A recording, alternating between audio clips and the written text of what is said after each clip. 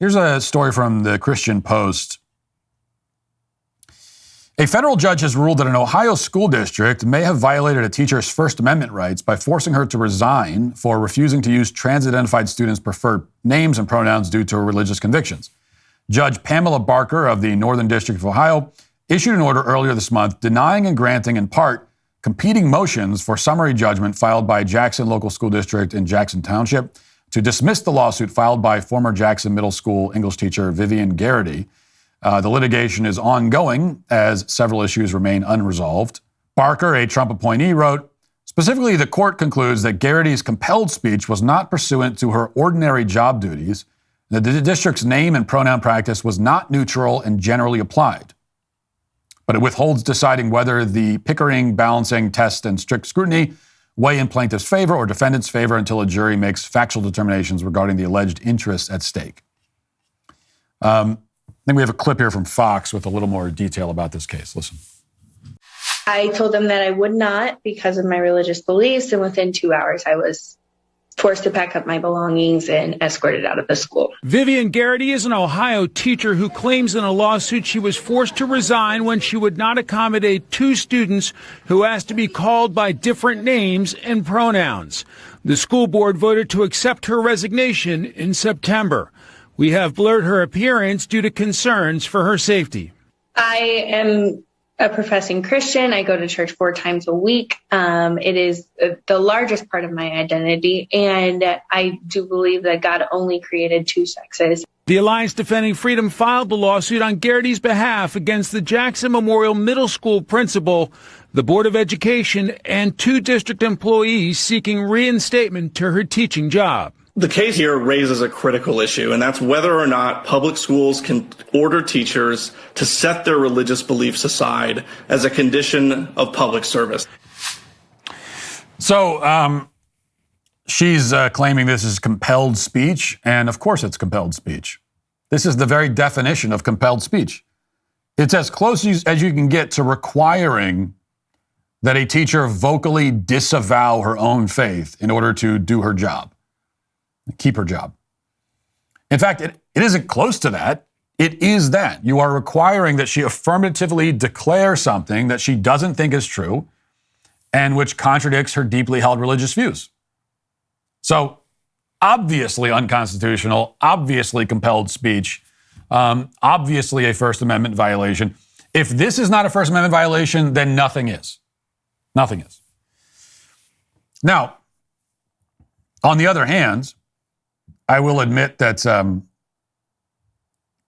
always very hesitant to cast this issue as a religious liberty issue. I understand why ADF is attacking it from that angle, and I mean it's true. It is definitely a religious liberty issue, no question about it. But my only hesitation is that it makes it sound like Christians on faith alone are just trusting that gender ideology is false. It sounds like we have to rely on our faith, on our doctrine, to tell us that men can't get pregnant, that women don't have penises.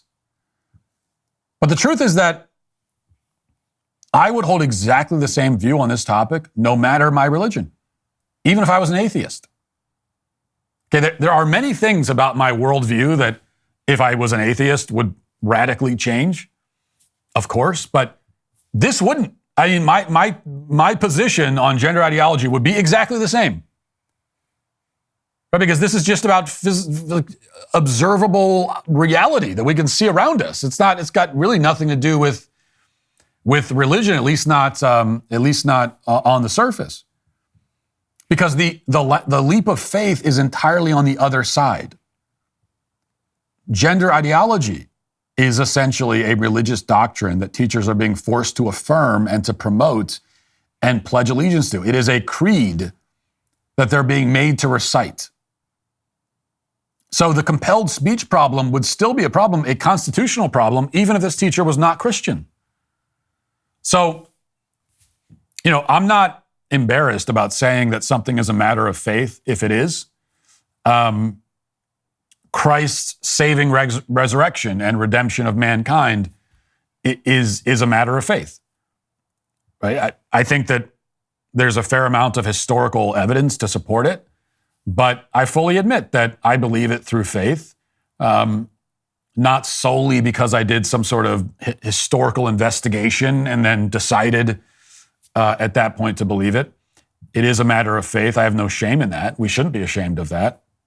There's nothing shameful about faith, quite the contrary. Which is why if a school punished a teacher for believing in the resurrection, then we would say that it is fully and totally a matter of religious liberty. But human biology it's like anything else that's directly apparent to us every single day. It's like the existence of the sun in the sky. So if a teacher was being made to pretend that the sun doesn't exist, now it would be an attack on her faith, yes, because God created the sun. The sun is part of creation. It's in the Bible. So if you're being made to deny the existence of the sun, being S-U-N, then you would be contradicting your own faith. But if some kind of crazy policy like that was instated in a school somewhere where we're going to pretend the sun doesn't exist, we probably wouldn't say that it's first and foremost an attack on religious liberty. Instead, we would argue that it's plainly insane. It denies observable reality, regardless of your religion. It's like you are wanting us to deny something that we can all see. Go outside, you can see it. And just to use that example again, I think that in such a scenario, if somebody were to say, well, it's against my religion to say that the sun doesn't exist. Again, yeah, I mean, in a sense that's true, but you are unnecessarily making it sound like you believe in the existence of the sun based on faith. There's no reason you don't, like, they are the ones. They are the weird anti-sun cult that has decided that there's no sun.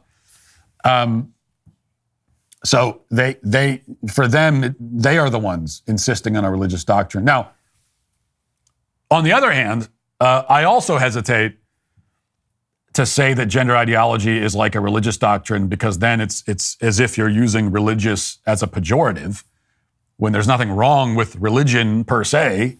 I'll be the first defender of religion all day long. But I don't mean religion itself. There's nothing pejorative about religion itself, but all religions are not made the same, right? And there are religions that are just, first of all, false and destructive. And gender ideology is one of them. But it is a religious doctrine. It just happens to be a false and, like I said, destructive and completely irrational one, unlike Christianity. Hey, YouTube, thanks for listening to the show. If you'd like access to my full show with no ads, you should go to dailywire.com and use promo code Walsh to get 2 months free on all annual plans. See you there.